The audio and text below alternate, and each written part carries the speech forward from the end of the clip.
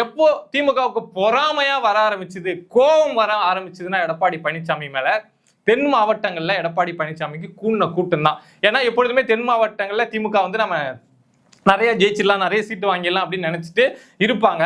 But இந்த முறை TTV வந்து இந்த கூட்டணிக்குள்ள வந்ததுக்கு அப்புறம் தென் மாவட்டங்கள்ல எடப்பாடி பழனிசாமிக்கு ஒரு மிகப்பெரிய கூட்டம்.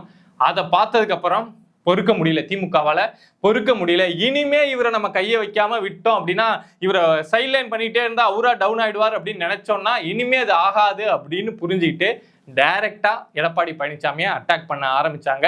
ஸோ இதுதான் 2021 ஒரு இமேஜை உடைக்கணும்னு மீடியாவை வச்சு வேலை செஞ்சாங்க. அதுக்கப்புறம் நாம அவரை எதிர்த்து பேசினா அவரு வளர்ந்துருவாரு அப்படின்னு அமைதியா இருந்தாங்க.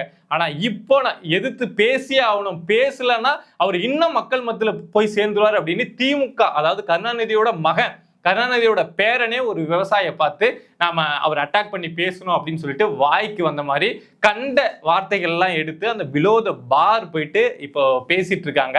ஸ்டாலின் கருணாநிதி அந்த அந்த அவங்க குடும்பம், அந்த ஸ்டேச்சர் இருக்குல்ல, இத்தனை வருஷமா சம்பாதிச்சு அந்த ஸ்டேச்சர் இருக்குல்ல, அந்த ஸ்டேச்சர் கிட்ட இப்போ எடப்பாடி பழனிசாமியை கொண்டாந்து நிறுத்திருக்கு.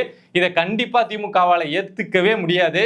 ஏன்னா ஒரு சாதாரண நபர், ஒண்ணுமே இல்லாத நபர், ஒரு விவசாய குடும்பத்தை சேர்ந்த ஒரு சாமானியர் இப்படி வளர்ந்து வந்து நமக்கு எதிரா அரசியல் பண்றாரே, நம்மளை எதிர்த்து பேசுறாரே, நம்மளை வந்து எக்ஸ்போஸ் பண்றாரே அப்படிங்கிற விஷயத்த திமுகவால கண்டிப்பா ஏத்துக்க முடியாது.